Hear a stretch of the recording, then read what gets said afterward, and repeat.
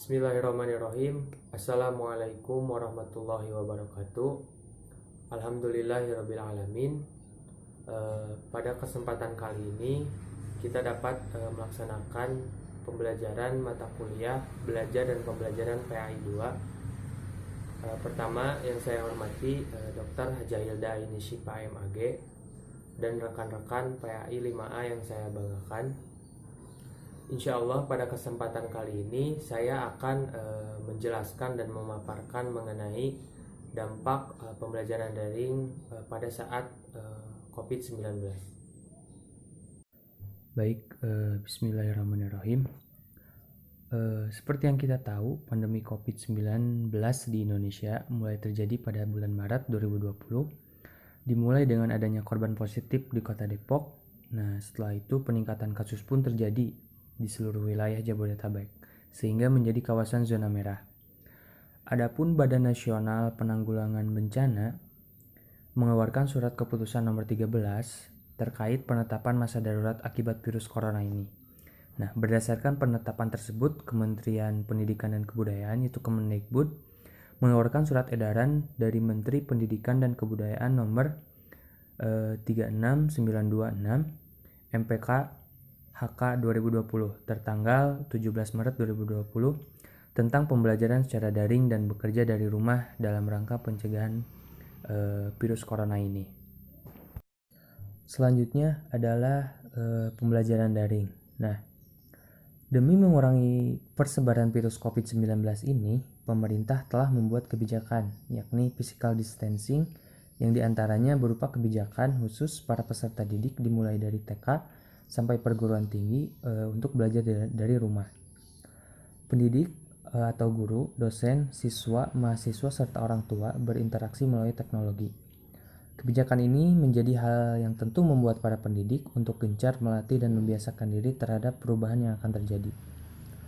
Aktivitas pembelajaran di sekolah dan universitas diberhentikan, namun kegiatan belajar mengajar di seluruh Indonesia masih tetap dilaksanakan. Seperti yang tertuang dalam surat edaran Kemendikbud nomor 4 tahun 2020 tentang pelaksanaan kebijakan pendidikan dalam masa darurat penyebaran virus corona ini atau COVID-19. Kesehatan lahir dan batin peserta didik, pendidik, dan seluruh warga sekolah menjadi pertimbangan utama untuk penghentian aktivitas pendidikan di sekolah dan universitas. Kondisi pandemi saat ini menuntut pendidik dalam hal ini adalah guru untuk berinovasi mengubah pola pembelajaran tatap muka menjadi pola pembelajaran tanpa tatap muka. Metode pembelajaran daring tidak menuntut siswa untuk hadir di kelas, akan tetapi siswa dapat mengakses pembelajaran melalui media internet, pembelajaran elektronik daring atau dalam jaringan, dan ada juga yang menyebutnya sebagai online learning. Merupakan kegiatan pembelajaran yang memanfaatkan jaringan sebagai metode penyampaian, interaksi, dan fasilitas serta didukung oleh berbagai bentuk layanan belajar lainnya. Selanjutnya, adapun pengaruh pembelajaran daring sangat berpengaruh dengan kondisi ekonomi guru dan orang tua siswa. Karena modal utama dalam pembelajaran daring di masa COVID-19 ini adalah kuota internet dan smartphone. Banyak juga orang yang mengeluh karena bertambahnya pengeluaran, bahkan ada beberapa guru yang dikurangi atau dipotong penghasilannya karena biaya transportasi ditiadakan. Begitu juga dengan orang tua siswa, banyak yang di PHK karena berbagai alasan, padahal selama pembelajaran daring dibutuhkan biaya tambahan. Sebagian besar keluarga ada yang tidak bisa menyediakan fasilitas belajar yang mencukupi atau memadai untuk pembelajaran daring karena terdampak oleh pandemi ini. Selanjutnya ada kelebihan dan kekurangan. Kelebihan yang pertama dari pembelajaran daring yaitu meningkatkan kadar interaksi pembelajaran antara peserta didik dengan pendidik. Yang kedua, memungkinkan terjadinya interaksi pembelajaran di mana saja dan kapan saja. Yang ketiga, menjangkau peserta didik dalam cakupan yang luas.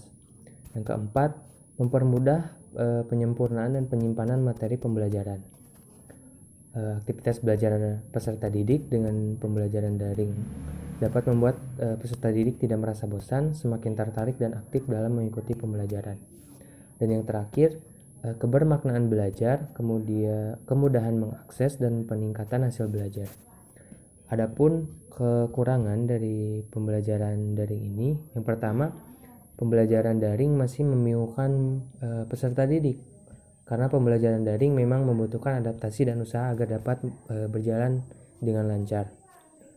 Kemudian peserta didik menjadi pasif, kurang kreatif dan produktif.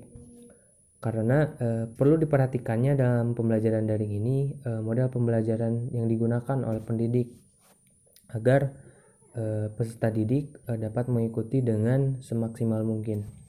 Yang ketiga ada penumpukan informasi atau konsep pada peserta didik yang kurang bermanfaat, seperti hal-hal yang tidak selaras atau kurang sejalan dengan apa yang terjadi di kehidupan sehari-hari. Misalkan pembelajaran di sekolah seringkali sulit untuk menerapkan pengetahuan yang diperolehnya dengan permasalahan yang terjadi di dunia nyata. Selanjutnya, peserta didik mengalami stres yang dialami akibat karena sibuk dengan pembelajaran daring yang mungkin dirasa sulit karena masih baru, dan juga kekhawatiran akan terjangkit wabah COVID-19 ini.